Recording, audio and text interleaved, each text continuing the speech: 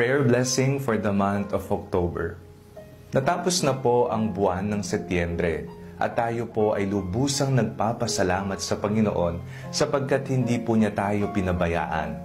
Nakita po natin ang lahat ng biyayang ipinagkaloob niya. Ngayong panibagong buwan ng Oktubre, atin pong itaas sa Kanya ang lahat ng ating pangangailangan. Higit sa lahat ang pasasalamat natin sa Kanya. Habang tayo po ay nagdarasal, isipin po ninyo ang isang intensyon na nais nyong mangyari at makamit ngayong bagong buwan ng Oktubre.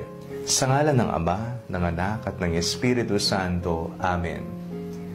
Amang mapagmahal, maraming salamat po sapagkat hindi po ninyo kami pinabayaan sa nakalipas na buwan ng Setyembre. Malinaw po naming nakita ang paggalaw ng iyong mapagkalingang kamay sa aming buhay, sa aming pamilya, sa aming pag-aaral, sa aming trabaho. Patawad po, Panginoon, kung kami man ay nagkamali, nagkasala at nakapanakit ng kapwa sa nakalipas na buwan ng Setyembre. Ngayon pong uumpisahan po namin ang panibagong buwan, ninanais po namin humingi sa inyo ng ibayong lakas upang mapagtagumpayan namin ang lahat ng mga hamon na aming kakaharapin. Ipinagdarasal po namin ang mga mahal namin sa buhay, ang aming mga magulang, ang aming pamilya, ang aming mga kaibigan. Bigyan niyo po sila ng isang malusog na pangangatawan at katuparan sa kanilang mga kahilingan sa iyo. Ipinagdarasal po namin ang lahat ng mga magbo-board exam sa buwang ito. Naway ibigay niyo po sa kanila ang banal na espiritu upang sila ay magabayan, mabigyan ng sapat na kaalaman at kaayusan habang sila ay nag-e-exam. Ipinagdarasal po namin, Panginoon, na ang lahat ng mga may sakit ay magkaroon na ng kagalingan.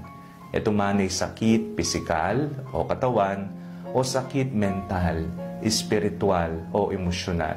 Hilumin niyo po sila. Hayaan niyo pong hipuin sila ng iyong mapaghimalang kamay. Ipinagdarasal po namin ang aming bayan.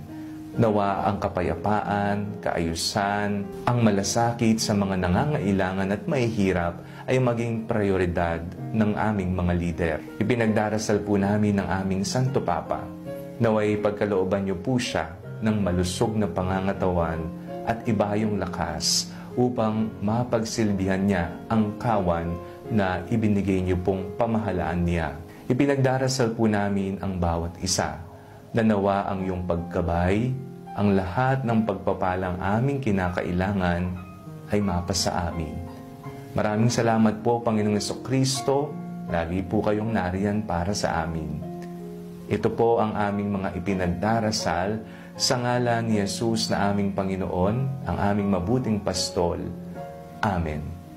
Sa ngalan ng Ama, ng Anak, at ng Espiritu Santo. Amen.